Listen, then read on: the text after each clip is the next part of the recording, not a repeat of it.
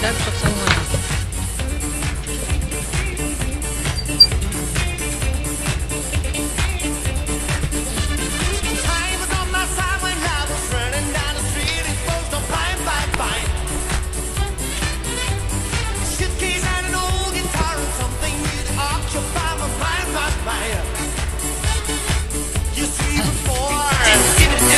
Magandang gabi sa lahat ng nakikinig at sumusubaybay ng ating programang Manibela ng Masa on the Go. Nandito naman po tayo at magkakasama-sama sa loob ng isang oras para sa opinyon, talakayan, inaing ng bayan. Tumawag lamang sa 0956-512-2086. Siyempre dito lamang po yan sa impilan ng Paranaque Net Radio Worldwide.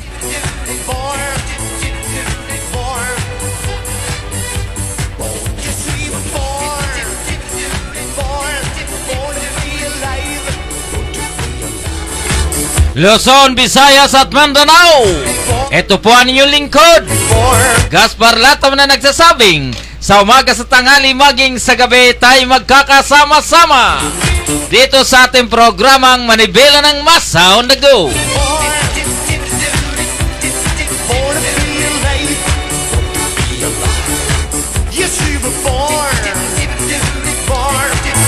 Ngayon po ay March 8, 2022. Martes. Doon po sa ating mga kaibigan, kumusta po kayo? At ganun din po ang Metro Manila.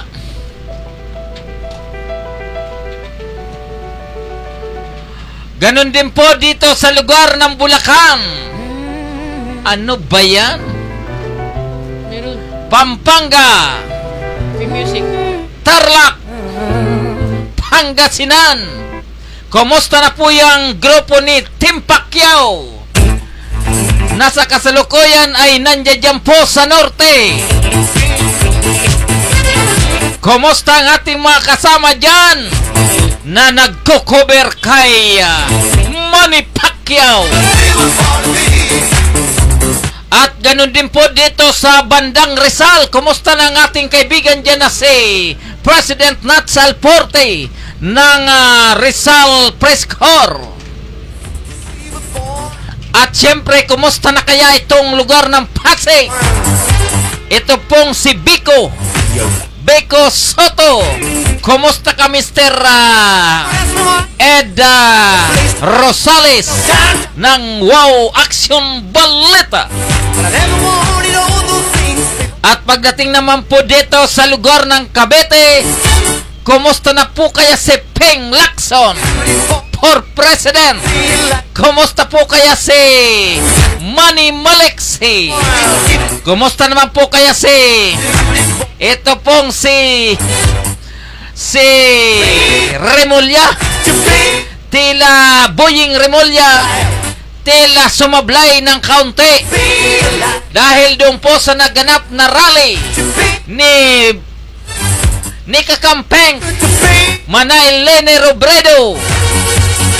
So bago po tayo magpatuloy, syempre regards po natin ito pong napakasipag, napakabait.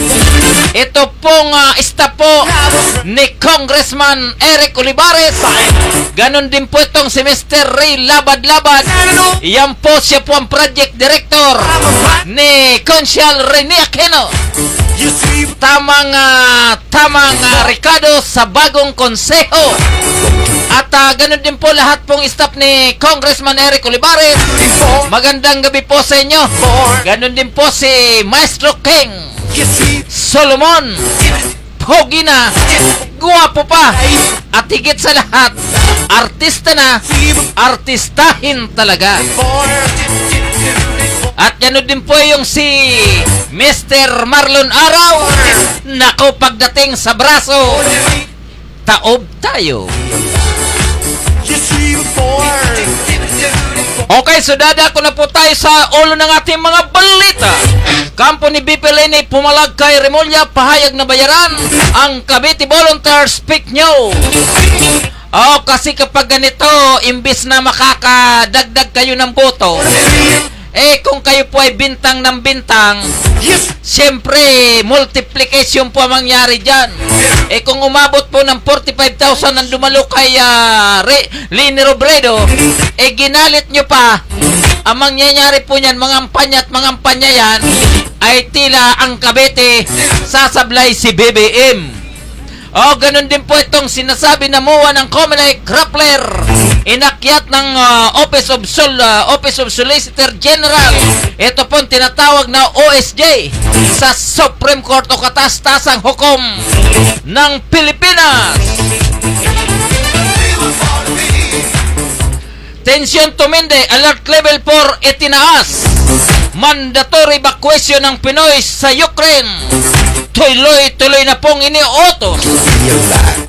Ito pong sitwasyon ng Ukraine versus Russia.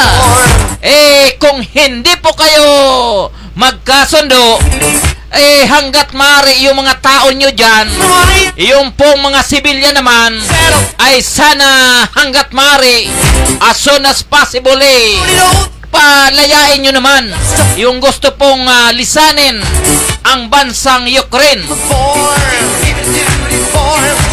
Pagkatapos ito pa, suggested retail price or SRP di gagalaw kahit tumaas ang presyo ng langis.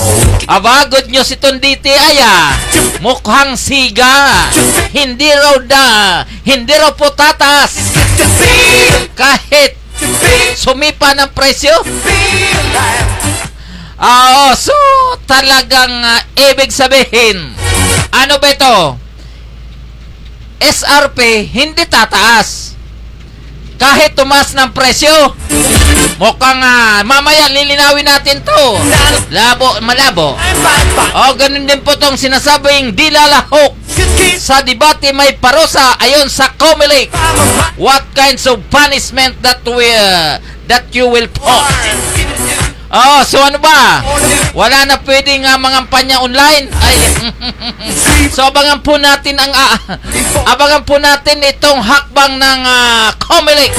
Kung talagang maging sabi nga nila kung raramdamin o papansinin ng mga kandidato, lalong-lalo na po yung tila padalos-dalos pagdating sa debate, abangan ang susunod na kabanata.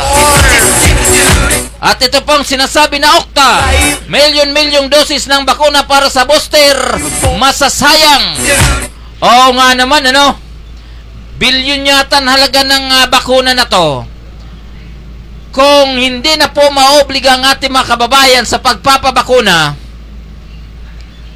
masasayang po talaga. Kaya doon po sa ating mga kababayan, kung talagang ang booster shot ay higit na kailangan, sana ang bawat Pilipino naman, tangkilikin po natin ang tinatawag na booster shot. Bagamat po ang inyong lingkod sa kasalukuyan ay wala pa pong booster shot, pero ang inyong lingkod po ay willing na magpabakuna sa pangatlong pagkakataon. Eto na mainit na usapan. Taas presyo ng petrolyo humigit pa sa inaasahan. Sana grasya po ito. Kaya po ang nangyari, disgrasya. Dahil sa pagtaas po ng petrolyo, halos talagang ang tinatawag na domino effect, tuloy-tuloy na po. So isipin nyo po, mahigit 5 peso ang dinagdag sa bawat litro. Ano pong mangyayari sa ating mga negosyo, lalong-lalo na po yung gumagamit po ng krudo, gumagamit ng gasolina, patay tayo dyan. Talagang madadali at madadali tayo. Ang sabi nga po ni Kuya Popoy Molina, mapagpalang gabi. Magandang gabi po sa iyo, Consyal Popoy Molina. Ito pang sinasabi, permanada ni Pangulong Digong, edad ng sexual consent itinas na po mula sa 12 hanggang ito po ay tinas na sa 16. So, ito po ay dapat para ang ating mga kababaihan naman, lalong-lalo na po yung mga bata, ay talagang dapat maproteksyonan po ito sa pamamagitan po ng ating batas. At mabuti na lang at ito po ay naihabol ni Pangulong Duterte bago siya bumaba sa pwesto.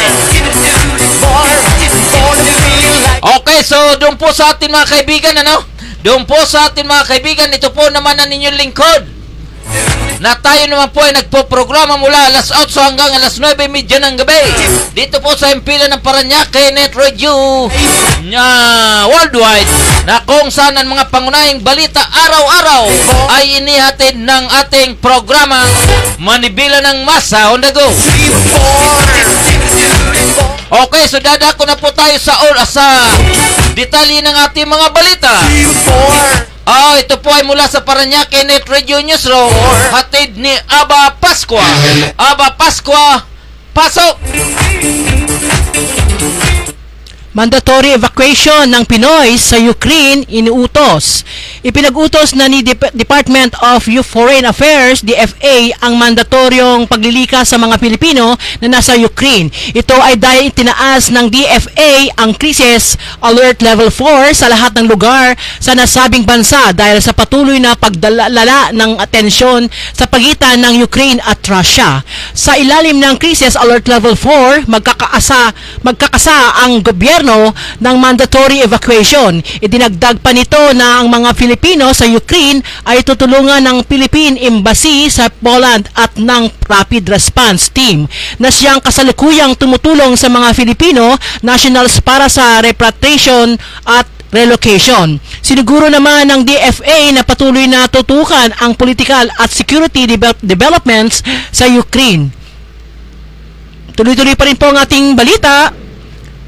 MOA ng COMELEC at Rappellers inakyat ng OSG sa Supreme Court. Hiniling ng Office of the Solicitor General OSG sa Korte Suprema na ipawalang bisa ang Memorandum of Agreement MOA sa pagitan ng Commission on Elections Rappler na nagbibigay ng kapangyarihan sa news site na maglabas ng impormasyon may kinalaman sa halalan sa Mayo 2022. Sa isang pahayag, muling sinasabi ni Kalida na Rappler ay isang dayuhang korporasyon at dahil dito ang paglahok nito sa halalan sa Pilipinas. Sa pamamagitan ng MOA ay tinuturing ng panghihimasok ng dayuhan na isang paglabag sa mga batas sa halalan ng bansa at sa saligang batas. Solicitor General Kalida urges ang highest court of the land to exercise its constitutional mandate to stop the numerous violations of the 1987 Constitution and other laws in the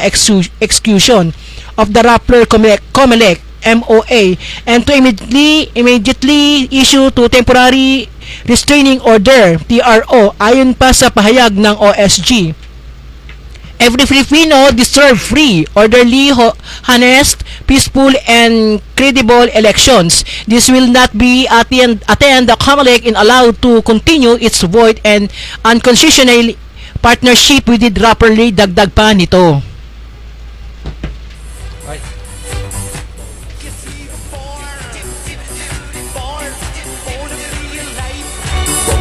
Okay. So, ang usapin po sa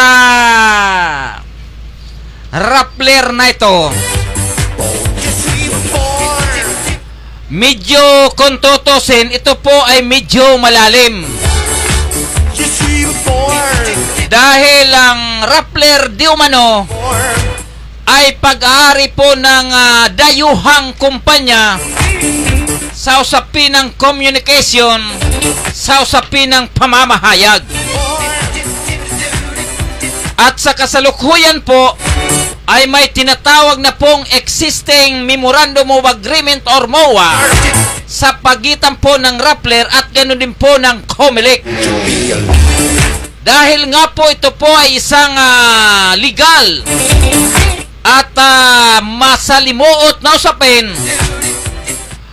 ito po ay pumasok po ang Office of Solicitor General o ito pong OSJ para baliwalain o questionin ang tinatawag na Memorandum of Agreement diyan po sa COMELEC. Sa hindi po inaasahan, ito po ay dininay o binalawalang saysay ng COMELEC ang apila ng OSJ. Kaya po ito pong si Secretary Calida naman ay tuluyan na pong dumulog sa Supreme Court para tuluyang questionin at pawalang bisa ang nasabing kasunduan ng dalawang panig sa pagitan po ng COMELEC at ng Rappler sa kasalukuyan. Opo, so pagkakalam po natin, ito pong Rappler ay talaga naman na sa ilalim ng Administrasyong Duterte ay hinambalos po ito ng katakot-takot. Kaya po sa kasalukuyan, they are questioning what is the legality between the Rappler and COMELEC tungkol po sa usapin ng Memorandum of Agreement. Okay, so tuloy-tuloy na po tayo sa ating mga balita.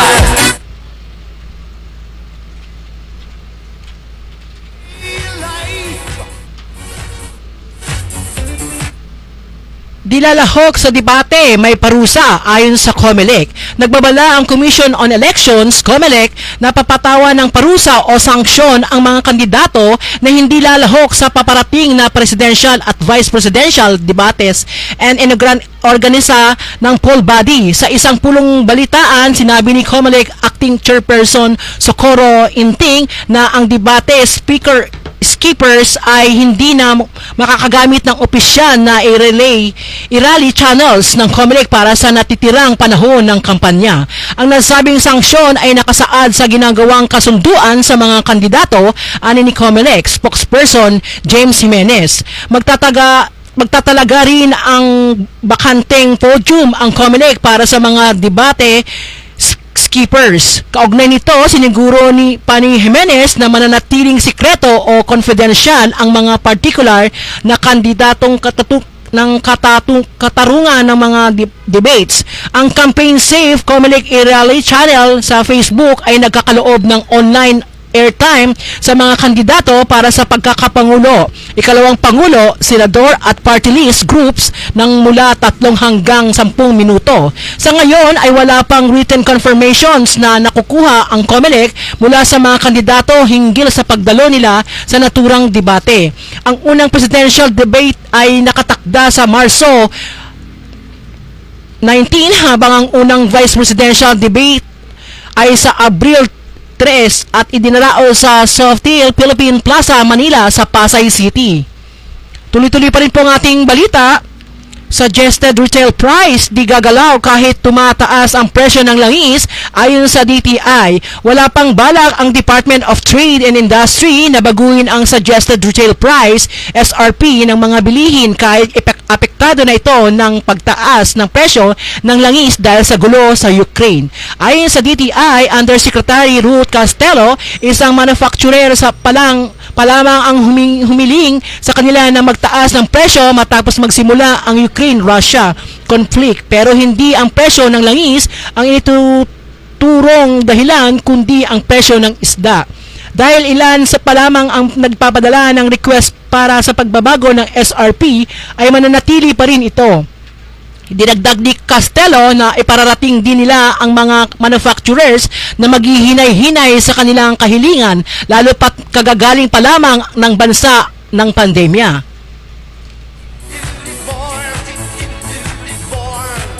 Opo. So nakita natin sa ilalim po ng kasalukuyan sitwasyon, yung po tinatawag na domino effect ay talagang nananalantana. Kaya po itong Department of Trade and Industry ay tuloy-tuloy pong nagmumonitor sa galaw po ng presyohan sa merkado. So bago po tayo magpatuloy, regat po natin itong si Mr. Christopher Magsila, Jose Namendo Mendez, Maribek Bermida, ito pong si Kuya Popoy Molina, Konsyal Popoy Molina, diyan po sa Distrito 2, magandang gabi po sa iyo. Ganon din po itong si Sir Mark Alin Bisa, and of course naman ito pong si Mr. Ray Labad-Labad ng Tamang Ricardo sa bagong serbisyo, Rene Aquino. Opo.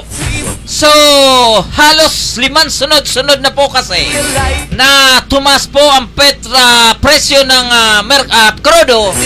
Kaya po ang ating mga bilihin apektado na po dahil bawat galaw ay ginagamitan po ito ng transportasyon. Kaya po itong mga transport group naman sa kasalukuyan ay kumakasa at humihingi ng dagdag pasahe at ganoon din po yung tinatawag na ayuda para naman po makabawi sila sa lugi araw-araw na nangyayari sa kanilang pamamasada. Opo, so in short, sinasabi nga po ng pangyayaring ito ay di umano galing pa rin po ito sa ragasa ng kaganapang kaguluhan diyan po sa Ukraine dahil po sa pag-atake ng Russia naman. So in short, bagamat po yun ay nasa Europa, pero po yung sagasa, yung tinatawag na ragasa, ay talagang apektado po ang ating bansa. Opo, so tayo naman po ay nagpapasalamat sa kasalukuyang gobyerno dahil ito naman po mga chopper natin sa usapin ng transportation ay hindi po nagpapabaya at sa kasalukuyan po ay kinakasana ang tinatawag na ayuda para doon po sa ating mga kapatid sa hanap buhay. Ito pong mga chopper mula po sa iba't ibang ori ng transportation.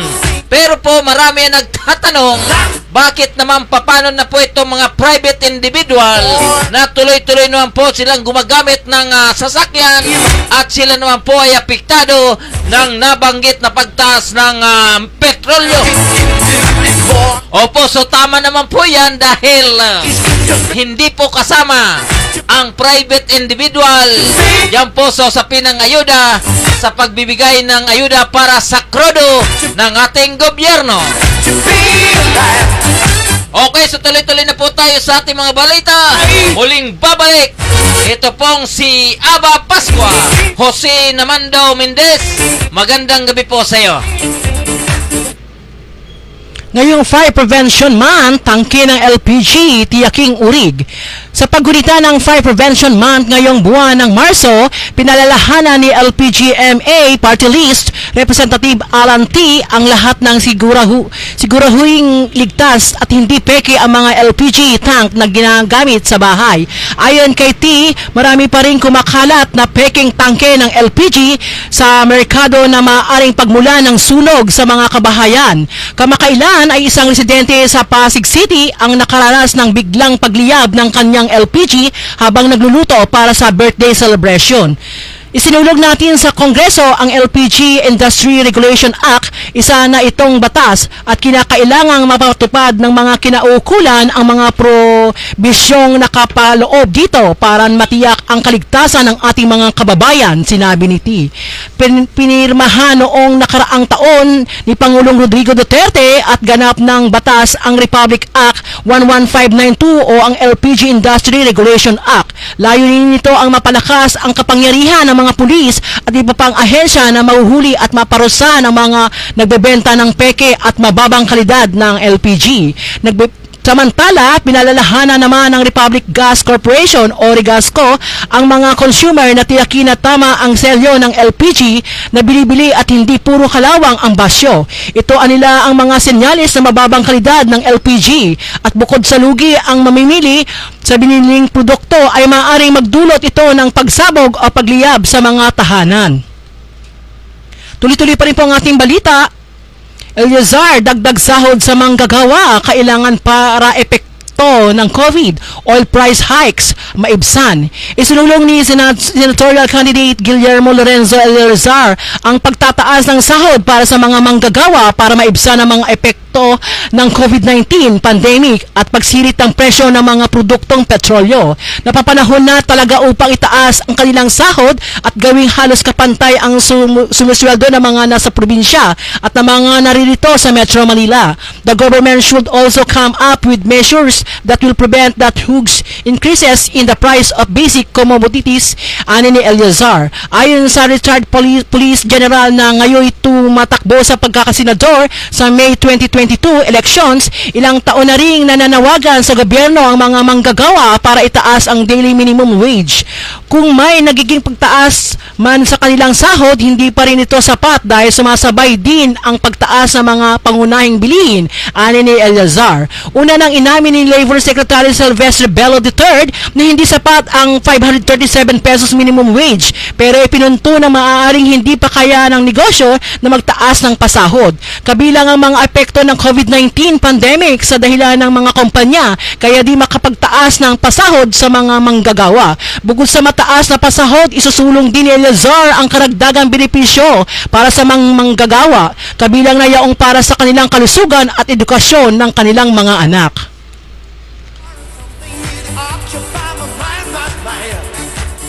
Oo, sa usapin ng minimum wage,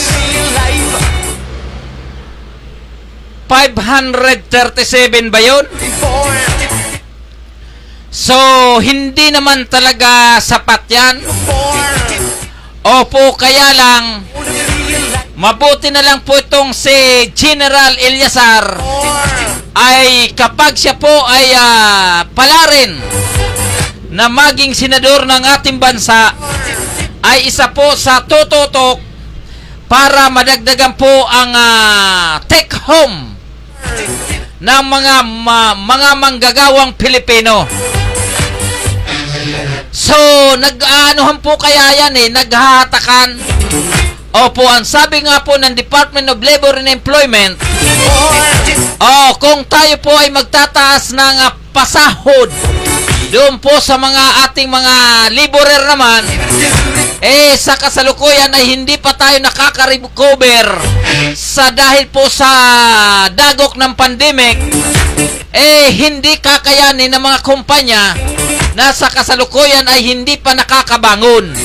In short, tama naman po ang pananaw na yan ng ng DOLE dahil siyempre lahat po tinamaan talaga. Kung magtatas na po sa kasalukuyan ng sweldo, paano pa sila makaka-recover?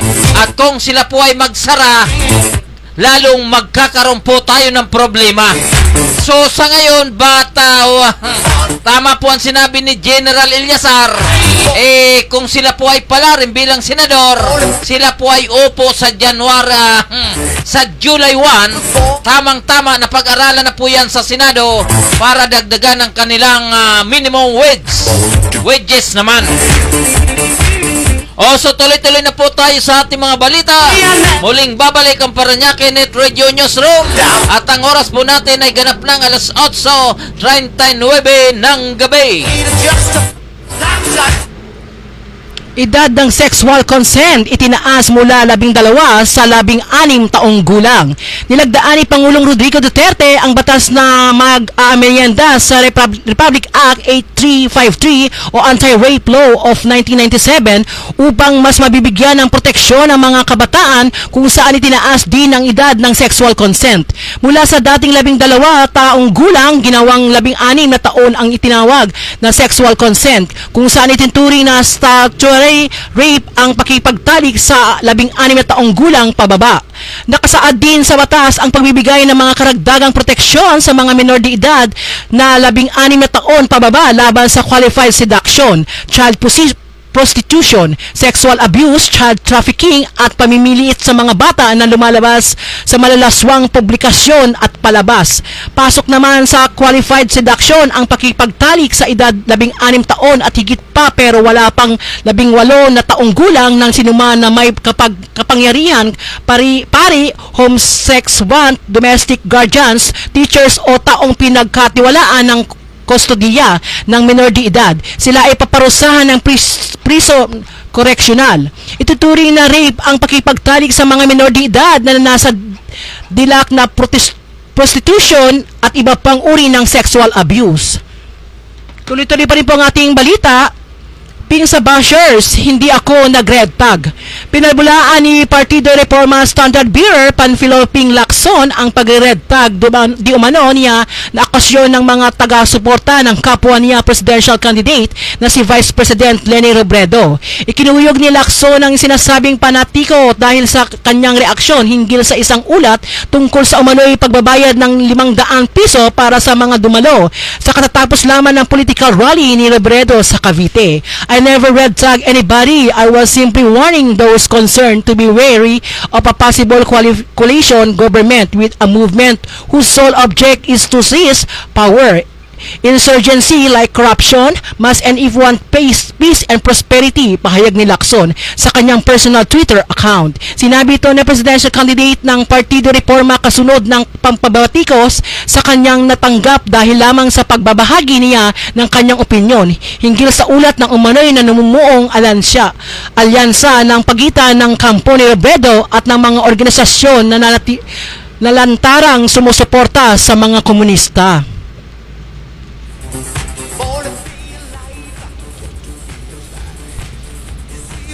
Opo, so doon po sa bagong batas na pinirmahan ni Pangulong Duterte, napakaganda po yan na pabaon ng kasalukuyan gobyerno. So dati po kasi ay nasa edad 12 hanggang pababa, pataas ay tila niluwagan na. Pero ngayon sa pamagitan po ng bagong batas, automatikong ito po ay dinala sa 16 na taon. So doon po sa ating mga kaibigan, sana doon po sa mga magulang naman, lalong-lalo na po itong ina o ama ng mga kababaihan naman, ito pong mga minor de edad, babae o lalaki, dapat ingatan po natin lagi na sila po ay hindi ma-involved o mabiktima ng masasamang environment o masasamang tao sa usapin ng sexual abuse. So doon po sa ating mga kaibigan, regards po natin itong si Mr. Rico Arreglo at yung pong ibang mga nasa online, maya-maya lang po ay aming kayong kumustahin. Ganon din po dito sa usapin ng sa pagitan nga po nung tinatawag na rally ni Vice President Leni Robredo dyan po sa lugar ng Cavite na di umano ay inulan at kinuyog ng komento dahil sa dami ng umaten ng suportadores nitong Vice President Leni Robredo ay nagbigay po ng hindi magandang opinion ito pong kampo ni Boying Remulla at ganoon din po yung ibang mga suportadores ng kontrapartido. So bagamat ito pong si Ping Lacson naman ay tila na misinterpret po ang mga binitawang pananalita at mabuti na lang po ay nilinaw nito pong si Senator Ping Lacson na hindi po siya nagbibigay o hindi po siya nagkakaroon po ng tinatawag na red tagging doon po sa mga kabataan na umatin po sa nabanggit na rally ng butihing Vice Presidente naman.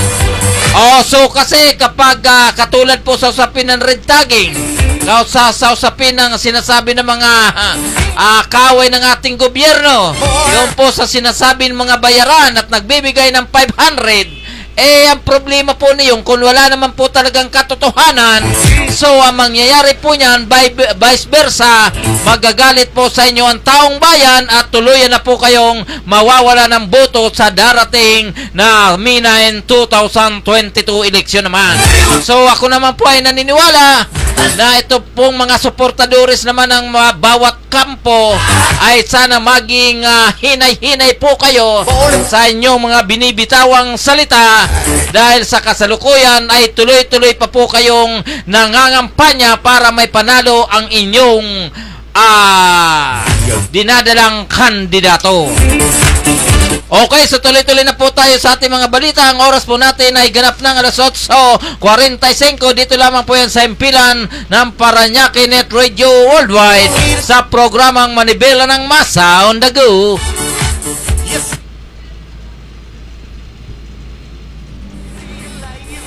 Okay, so muling babalik ang Paranaque Net Radio Newsroom. Aba Paskwa. Taas presyo ng petrolyo, humigit pa sa inaasahan. Mas humigit pa sa inaasahan ang pagtaas ng presyo ng produktong petrolyo sa araw na ito. Sa ika-10 bugso ng pagtaas ng halos umabot na ng 6 pesos ang indinagdag na presyo ng diesel at mas mababa lang sa kaunti ang ipinatong sa gasolina at kerosene. Ang dalawang hinaganting Petron Corporation at Pilipinas Shell ay nag-anunsyo nitong Lunes na alas 6 ng umaga ng Martes at ipapataw sa pagdagdag ng 5 piso sa kada litro ng diesel, 3 piso naman at sa gasolina, ang 4 na piso naman sa bawat litro rin ang kerosene. Gayon din ang oras ng sisimula ang Sea Oil Philippines sa ipapataw na dagdag presyo sa kanilang mga produktong diesel, gasoline at kerosene, habang ang Chevron Philippines na isa sa pangunahing kumpanya ng langis sa bansa ay mas maagang pagpapatupad ng katulad ng dagdag presyo ng kanilang mga produktong petrolyo. Alas 12:01 ng madaling araw, ang mga independent oil companies naman na di nagbebenta ng kerosene kabilang ang PTT Philippines, Petrogas, Total Philippines, Phoenix Petroleum o Uni Oil at Jetty Oil ay gaya rin ng presyo ng mga dinagdag ng presyo ng diesel at gasoline, habang ang clean fuel ay alas 4:01 naman ng hapon. Ayon sa Pilipinas Shell, kaya mas mataas ang dagdag presyo ng diesel kumpara sa gasoline dahil kasama sa pagsasaayos ang market premium at mas mataas ang presyo ng cocoa methyl ester ng diesel. Ayon sa PTT Philippines Communication Officer Jay Julian, ang lingguhang price adjustment ay dulot ng galawan ng presyo ng pandaigdigang merkado. Tuloy-tuloy pa rin po ang ating balita. Ngayong National Women's Day, MRT may libreng sakay sa mga kababaihan. May handog na libreng sakay ang mga pamunuan ng Metro Rail Transit Line 3, MRT3 para sa mga kababaihang pasahero ngayong Martes, March 8. Kaugnay sa pagdiriwang ng mga National Women's Day, libreng makakasakay ang mga babaeng pasahero simula alas 7 hanggang alas 9 ng umaga at mula alas 5 ng hapon hanggang alas 7 ng gabi. Ayon kay MRT3 o General Manager as Imrad D. Ehe, ang libreng sakay para sa mga kababaihan ay pagkilala sa kanilang natatangi at hindi matatawarang kontribusyon sa lipunan. Kaysa po ng buong bansa ang mga pamunuan ng MRT3 sa pagdiriwang ng pagsasaludo ng dedikasyon galing sa puso ang bawat kababaihang Pilipino, ani ni Ehe. Isinabi ni Ehe na sinimpleng paraan tulad ng libreng sakay ang makapaghatid ng ahensya ng kasiyahan sa ating mga kababaihan sa kanilang espesyal na araw. Mula rito sa Paranaque Net Radio Newsroom, Aba Pascua nag-uulat para sa programa ng Manibela ng Masa on the Go.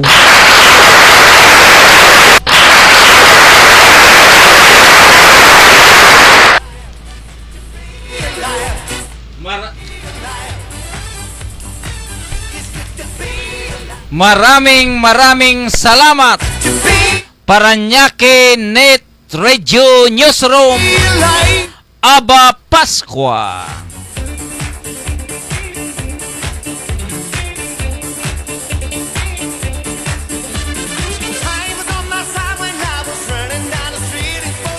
Okay, so maraming salamat doon sa mga balita ngayong araw. At bago po tayo magpatuloy, gusto po muna tating i-regards ito pong si Mr. Rico Arreglo. Siya po ang kasalukuyan nasa Kamanaba. Ito pong si Mr. Jose Nimando Mendez. Magandang gabi sa iyo. Ganon din po itong si Mr. Christopher Magsela at natila malambot pa ang tuhod. Magandang gabi po sa inyo. Ganun din po itong Santo Niño Elementary School. More power po dyan sa barangay Santo Niño. So doon po sa ating mga kaibigan na sa kasalukuyan ay nasa online, ito pong si Mr. Oliver Moreno. Magandang gabi po sa inyong lahat. Okay, so doon po sa ating mga kaibigan, ngayon po pala ay tinatawag na Women's Day. So nagbigay ng magandang nagbagan na magandang pagpugay sa mga kababaihan ang Light Rail Transit, LRT, MRT, libre sakay ang mga babae. So the best po yan, para ito po ay isang uri ng pagsaludo at pagkilala sa mga na i-contribute o na itutulong ng mga kababaihan sa kanilang pamilya, sa kanilang komunidad, lalong-lalo na po sa bawat Pilipino para sa bansang Pilipinas.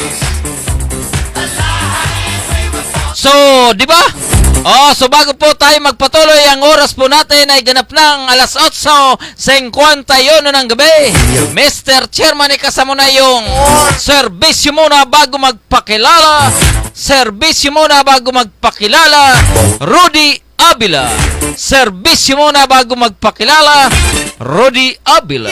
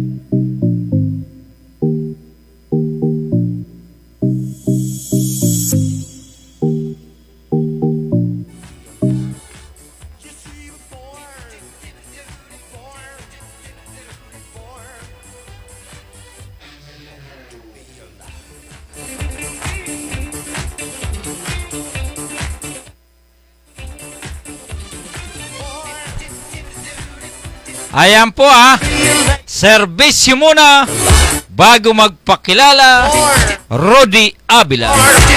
So doon po sa ating mga kaibigan, So doon po sa ating mga kaibigan nasa kasalukuyan na nasa online, kumusta na po yung ating mga kasama dyan sa lugar ng Pampanga? At lalong-lalo na po yung kampo ni Manny Pacquiao. So tila tuloy-tuloy na umarangkada papunta ng norte. Okay, so tuloy-tuloy na po tayo sa ating mga balita. Nagpapaturok ng matumal 8 milyong dosis ng bakuna para sa booster shot. Masasayang. Aminado ang Octa Research Fellow Dr. Gidug David na posibleng masayang ang milyong dosis ng bakuna laban sa COVID-19 na nakalaan para sa booster shot dahil matumal ang pagpapaturok nito. Sinabi ni David na wala siyang detalye tungkol sa expiration ng bakuna, pero kung hindi ito magagamit at siyak na hindi ito mapapakinabangan. Ayon sa Department of Health DOH, nasa 50 milyong mamaya ng target na bigyan ng booster shot, pero sa 10 milyon pa lamang ang nagpaturok nito. Nasa halos 4 milyong pa ang kailangan mabigyan ng booster shot hanggang sa Hunyo. Medyo malayo pa yung kailangan nating habulin from 10 milyon hanggang 54 milyon booster shots, ani David. Aminado ni David na sa kanilang palagay ay nawala ng sense of urgency sa mga mamayan na magpa-booster shot dahil may mababa ng bilang ng kaso ng COVID-19 sa ilalim ng alert level 1. Sinabi ni Dr. David, posibleng hindi mailagay sa ilalim ng alert level 1 ng isang lugar kung mababa ang ang level ng vaksinasyon at ang mga nagpaturok ng booster na isa sa niyang dagdag na proteksyon.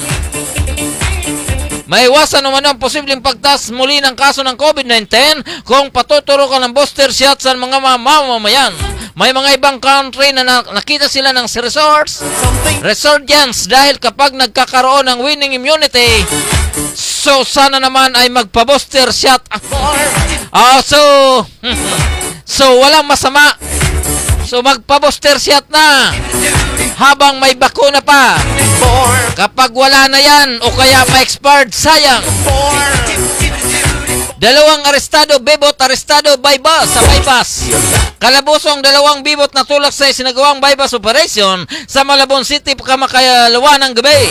Kinilala ni Malabon na Police Chief Colonel Albert Barot ang suspect na sina Charlene Sapillo alias Chacha, 15 taong gulang, vendor ng barangay Baritan, Jasmine Lopez, 27, manicurista, ay 27 taong gulang at manicurista. Ayon kay Barot, dakong alas 9:30 ng gabi nang magsagawa ng mga operative ng basa ng istasyon ng Drug Enforcement Unit ng bypass sa Sepo Road, Barangay Chanyong, matapos ang natanggap na impormasyon mula sa kanilang informante hinggil sa pagbibenta umano ng shabu ng mga suspect.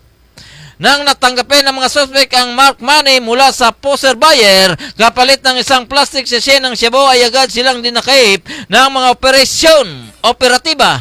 Anya si Sergeant Ron de Bellido na kumpiska sa mga suspect ang tinatayang nasa 0.9 grams ng hinalang shabu na may standard drug price na umabot sa 19,720 at mark money. Naharap ang mga suspect sa kasong paglabag sa Republic Act 9165 o ang Comprehensive and Dangerous Drugs Act of 2022. Tuloy-tuloy na po tayo sa ating mga balita. Usaping tarpaulin naman, humabot sa 2,000,000 tarpaulin poster binaklas. Umabot sa 20,000 na political ads billboard poster at tarpaulin ang binaklas ng mga tao ng law and order cluster ng Quezon City. Ayon kay Quezon City Law and Order Cluster Action Officer Elmo Sanjigo, bahagi ito ng clearing operation sa nabanggit na lungsod. Anya, binaklas ang mga tarpaulin at poster dahil nasa public areas at non-authorized common poster areas na tinalaga ng Commission on Election. Lahat ng mga nakapaskil sa mga pampublikong lugar tulad ng terminal, poste ng kuryente, kasabit sa kawan ng kuryente, tulay at nakadikit sa mga puno at street light ay tinatanggal namin kahit sino pa ang nasa poster basta nakadikit sa public property at non-common poster area ng COMELEC. Aalisin namin dahil yun ang nasa batas. Pahayag ni Santiago. Sinabi ni Sanjigo, ang pagbaklas sa mga materials ay base sa pinatutupad na city ordinances. Abot sa 600 na law and order cluster personnel ang kinatuwang sa pagbabaklas sa mga materyales. Umabot pala ng halos 600 yung pong mga nagbabaklas ng nabanggit na materyales na naman ang clearing operation natin na hindi lang para sa mga tarpaulin kundi pati na sa obstruction na illegal na nakahambalang sidewalks natin na nakapekto sa mga mamayan at pedestrian. Tuloy-tuloy ito hanggang sa mga susunod na linggo. So ito pong usapin dyan sa QC. Talagang matindi ang labanan. Mr. Chairman, ikasama ngayong ating patalastas. Ito pong si Attorney Joseph Sia Maganduga.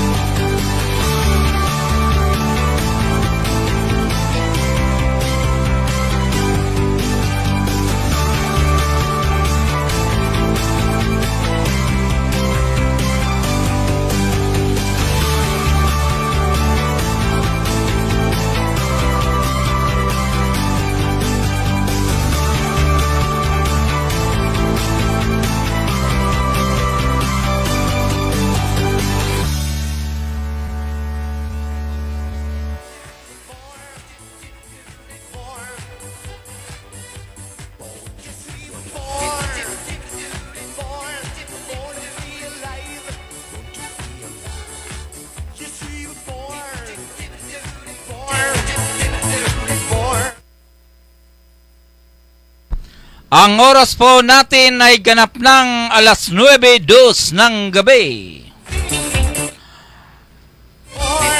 So, kumustahan na tayo? Kumusta na po tayo? Kumusta na yung ating mga kaibigan? Dito po sa Metro Manila, PNRC. Ito pong One Ride Party List. Ito pong ARSAP. Ganon din po itong Values Formation. At ganon din po yung ating mga kasama sa Unified Force Multiplier. Kumusta na? So, doon po sa atin mga kaibigan, magbibigay lang po tayo ng counting komento dito po sa usapin ng booster shot na dahil nga po sa pagbaba naman ng kaso ng COVID-19, yung iba po ay tila naging sitting pretty na.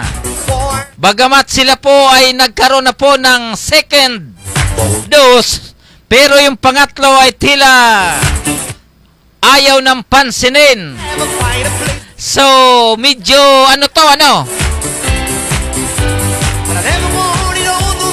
medyo mabigat po ito dahil napakarami na tayong bakuna. Pero kung hindi po ito magagamit, tama po ang sabi ng Okta na masasayang.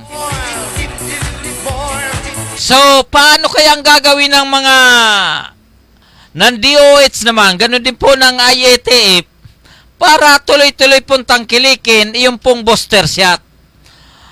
Kasi kung totoo ang sinasabi na kapag hindi po tayo magkaroon ng booster shot, ay hihina ang ating protection laban sa COVID naman. So gumawa na kayong mga magagandang pamamaraan uli. Pwede nyong isabay doon sa pwedeng isabay doon sa mga nangangampanya dahil napakaraming tao lagi. Kapag doon po sa mga pumupunta doon sa pagtitipon, katulad nung napakaraming tao na pumunta dyan sa rally ni Vice President Leni Robredo, yung pong walang tawag doon, walang vaccination card, bawal munang dumalo. Kaya lang, sabi nga po nasa alert level 1 na tayo, ay wala pong ganyan na So, paano? So, hingi po tayo ng magagandang advice doon po sa mga eksperto siguro. So, magbigay po sila ng magagandang mungkahi, suggestion o kaya mungkahi. Doon po sa atin mga kaibigan, sa usapin naman po ng local election, bagamat sa March 25 pa magsisimula, pero ang totoo niyan, yung pong ating mga local candidates ay hindi lang ngayon, halos isang taon pa nag-iikot na. Nagpapakilala ba? Katulad po nitong si Rudy Avila. Halos mahigit na yata ang isang taon yan. Naghahakot na ng basura. Dahil yun sabi niya nga serbisyo muna bago magpakilala. So, ganun din po yung iba. Yung iba naman kanya-kanyang diskarte para makilala at hindi makalimutan ang kanilang pangalan sa darating na sa darating na Mayo Election Day. So, hindi po masama. Dahil tama lamang na maging expo sila. Dahil kung hindi sila naman expose, pagkatapos paano ang kanilang plataforma at paano po ang kanilang quality, ang kanilang qualification. Diba? So, doon po sa atin mga kaibigan, Doon po sa atin mga kaibigan, so, diyan po sa lugar ng Laguna, kumusta na kaya? Ay lugar ng Muntinlupa. At ganoon din po dito sa lugar ng Pasay. At ganoon din po dito sa lugar ng Makati, Mandaluyong, dito po sa Pasig. Ganoon din po sa Cainta. Yung laban po dyan sa Cainta ay mabigat din. Dahil tila si Alvin Patrimonio ang kalaban ng kalaban nung ni Mayura Nieto. So mabigat po yan, mabigat din. Kaya sabi nga ng ating kasama, yan po sa lugar ng Cainta. Cainta at sa Taytay, magkaiba, no? So doon po sa ating mga kaibigan, tuloy-tuloy lang po tayo. Mabuti yung mga hindi mabigat ang kalaban. Katulad po dyan sa lugar ng Mandaluyong, dyan po sa lugar ng Pasay at Paranaque ay walang masyadong pressure. Dahil sabi nga nila, tapos ng eleksyon. Paano naman yung mabibigat? Katulad dito sa Quezon City. Ito po sa pagitan ni Mayora Joy Belmonte at saka ito pong si Mike Defensor na talagang mabigat ang laban. Opo, so nung nakarang araw naman, galing po tayo sa lugar ng Maynila, yung pong congressman na si Manny Lopez ay kasama po si Mayura Sara Duterte naman ay nagiging medyo masigasig. So sabi nga po ni Mr. Danny Mirador, magandang gabi po sa inyo. Magandang gabi, Mr. Danny Mirador. Kumusta na po ang baklaran? So doon po sa atin mga kaibigan, doon po sa ating mga kaibigan Luzon, Visayas at Mindanao, Mr. Chairman, ikasamo ang ating Patalastas, Barangay San Dionisio.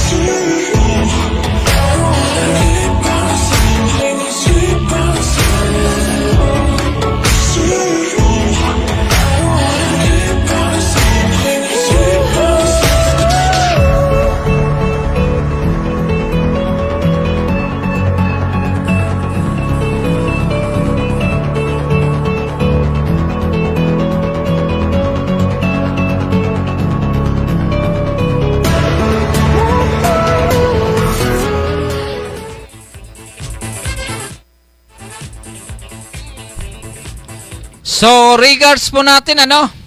Ito pong si Jubel Sumalinog Villares, Danny Mirador, Rico Aligro, Josin Armando Mendez, Christopher Magsila, John Osorio, Charlie Soriano, at yung mga kaibigan natin diyan po sa City Hall, ang ating mga kaibigan diyan po sa 4th floor, at ganoon din po itong Semester Andres Altarejos, the Executive Director of Parañaque Anti-Drug Abuse Council Lopez, at ito pong si Engineer Kuya Paulo Olivares. So tuloy-tuloy po tayo, at ganoon din po itong si Consial Popoy Molina, at ganoon din po ito si Servisyo muna bago magpakilala, Rudy Avila. Ganon din po itong si Tamang Ricardo sa bagong Konseho, Rene Aquino. Opo, so doon po sa atin mga kaibigan, ano? So, ang nagiging usapin ngayon, matindi ang problema natin doon po sa mararanasan na pagtaas ng ating mga bilihin sa merkado naman o kaya doon sa mga palengke. Opo, sinabi nga ng DTI, bagamat daw po ay magtataas ng presyo, iyon pong tinatawag na SRP, iyon tinatawag na Suggested Retail Price, ay mananatili at hindi pa po nila babaguhin. So in short, doon po sa mga supermarket ay tila makokontrol po nila ito. Pero pagdating po doon sa tinatawag na palengke at talipapa, ay tila I'm sorry, ay tila hindi na po ito magiging epektibo. Opo, kasi malinaw sinabi na magtataas ng presyo, pero yung SRP hindi po gagalawin. What do you mean by that?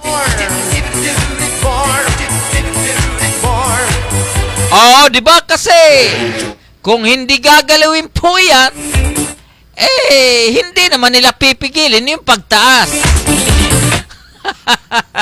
Hindi ba pwede na wag muna kayong tumaas? Kasi yung pa rin ang aming SRP, Suggested Retail Price. So doon po sa atin mga kaibigan, ano, batid po namin na talagang matindi po ang hambalos sa usapin ng petrolyo. Talagang maghigpit ba ng sinturon? O dagdagan ng sipag? Dagdagan ng diskarte? Ano ba talaga ang dapat gawin natin para tayo makaraos ba sa usapin ng pandemic?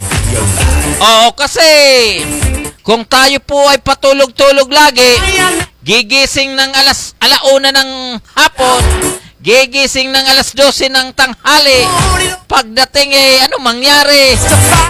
Yung iba nga ay gumigising 3 na madaling araw, ang iba naman 4, ang iba ang 5 naman, pero yung iba ay talagang 9 na, tulog pa. So anong mararating? Kahit dublehin ng sweldo, kapag ganyan ang gising ninyo, mananatili po kayong gising sa mananatili po kayong tulog sa katotohanan. Kaya siguro vice versa. So maging ano po tayo, maging agahan mo natin ang gising.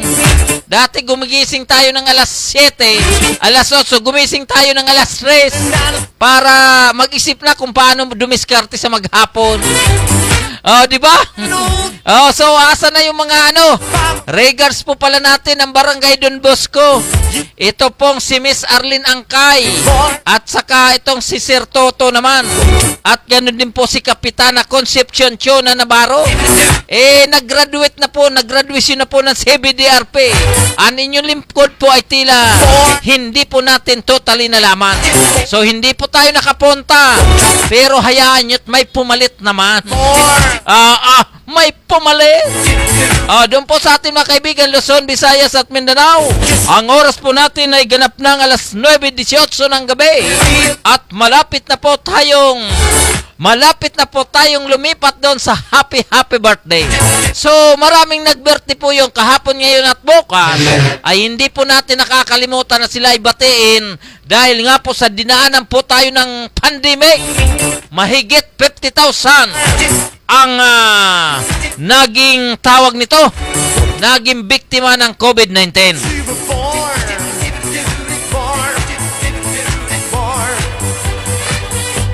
So doon po sa atin mga kaibigan, regards po natin itong si Mr. Aaron Gonzales Ligaspe. Magandang gabi po sa iyo dyan. So doon po sa atin mga kaibigan, doon po sa ating mga kaibigan dyan po sa lalawigan ng Camarines-Sur na tuloy-tuloy naman po nagsusubaybay sa ating programa.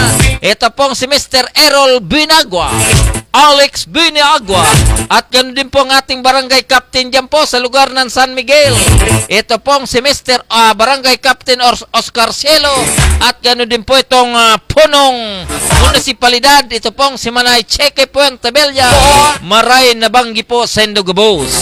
Ganoon din po itong si Madeleine Alpelor dyan po sa Irigasete, Manay. Kumusta na po ang sitwasyon ninyo dyan?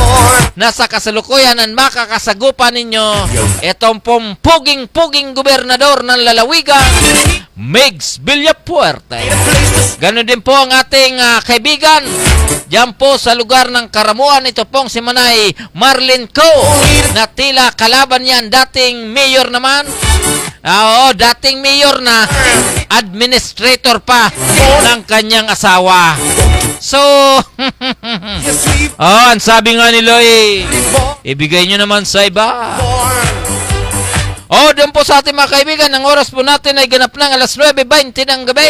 Dito lamang po yung simpilan ng Paranaque Net Radio Worldwide sa programang Manibila ng Mas on the Go, Luzon, Visayas, Mindanao. Kumusta na po kayo dito po sa Metro Manila? Maganda po ang panahon. Suwak na suwak sa balat ang init ng panahon. So yun po ang maganda, mainit na panahon, magandang pamumuhay, magandang takbo ng negosyo, magandang regodo ng mga politiko, magandang kwentuhan ni Marites at saka ni... Sino pang kwentuhan ni Marites? Si Marisol? So ang ganun po talaga ang sitwasyon natin, lagi-lagi na lang. So doon po sa mga nagiging mainit ng labanan, lalong-lalo na po itong mga kampo ni BBM versus kakamping ni Manay Lene. Sabi nga po nila, cool lang kayo. Maging cool lang kayo. Ibig sabihin, huwag kayo masyadong dedein. Huwag nyo masyadong santuhin ang inyong mga kandidato. Dahil pagkatapos ng sila ay manalo, I'm sorry, my love. Nagkakalimutan na po yan. Yun naman po talagang totoo, lalong-lalo na po sa national level. Ang sabi nga po nung isang profesor, bakit magtsatsaga ka pa sa may masamang record? Bakit makikipagsapalaran ka pa sa hindi natin sigurado? Bakit hindi nilang ninyo piliin ang sigurado na magbibigay ng tunay na serbisyo sa ating bansa na talagang siya po ay kwalipikado bilang presidente ng ating bansa? Okay, so doon po sa ating mga kaibigan Luzon, Visayas at Mindanao, Mr. Chairman, ikasamo na ang happy birthday. So tayo po ay nagpapasalamat doon po sa mga nasa online at ganoon din po sa Paranaque, the City Government of Paranaque sa panguna ni Mayor Edwin Olivares. And of course naman, ito pong Public Information Office na ito pong si Mr. Mario Jimenez, maging ito pong City Administrator Attorney Fernando Ding Soriano, maging ito pong sa Office ni Vice Mayor Mayor Rico Goles, ganun din po ito pong sa Treasurer's Office, ito pong si Miss Professor Anthony Pulmano. Mr. Chairman, ikasa mo na. Sana'y mabusog mo kami. Happy, happy, happy birthday. Sa'yo ang inumin, sa'yo ang pulutan. Happy, happy, happy birthday. Sana'y di tayo malasing. Happy, happy, happy birthday. Sa'yo ang tugtugan, sa'yo ang sayawan. Happy, happy, happy birthday. Sana'y lumigaya ang lahat.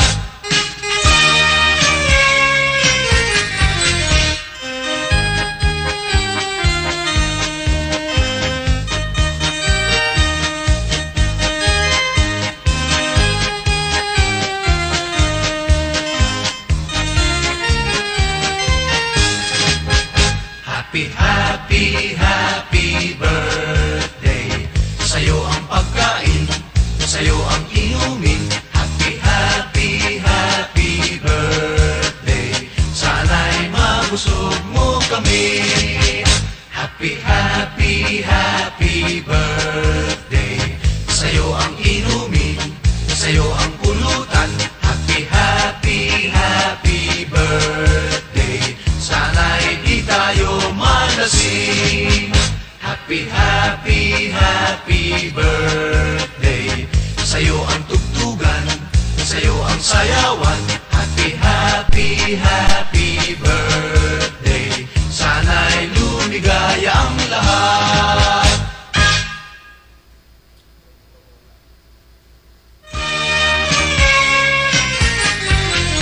Happy, happy, happy birthday.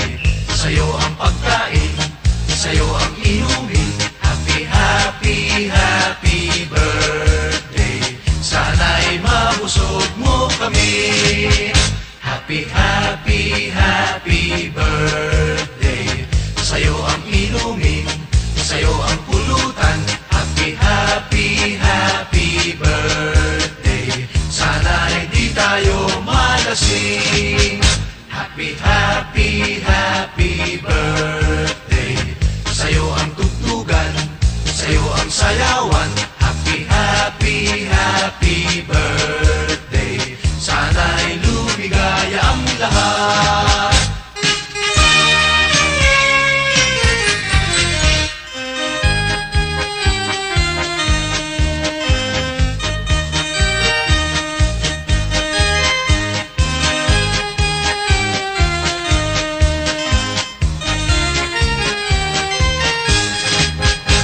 Happy, happy, happy birthday. Sa'yo ang pagkain, sa'yo ang inumin. Happy, happy, happy birthday. Sana'y mabusog mo kami. Happy. Okay, so doon po sa ating mga kaibigan, Luzon, Visayas at Mindanao. Sa'yo. Yung pong mga nag-birthday kahapon, ngayon at bukas. Happy, happy birthday! Mula po sa himpilan ng Paranaque Net Radio Worldwide at sa programang Manibela ng Masaon Dago. Doon po sa ating mga kaibigan, doon po sa ating Unit 1, Unit 2, Unit 3, Unit 4, Unit 5, Unit 6, Unit 7, Unit 8, Unit 9, and Unit 10 ng Paranaque Net Radio Worldwide. Magandang gabi po sa inyong lahat. Ganon din po, tayo po ay buong pusong nagpapasalamat sa ating mga kababayan na tuloy-tuloy na sumusuporta sa ating programang Manibela ng Masaon Dago. Maraming salamat po sa inyong lahat. God bless us all. Ngayon po ay March 8, 2022, Martes. Magandang gabi. Bye-bye. Inumin, sa'yo ang pulutan. Happy, happy, happy birthday. Sana'y di tayo malasing. Happy, happy,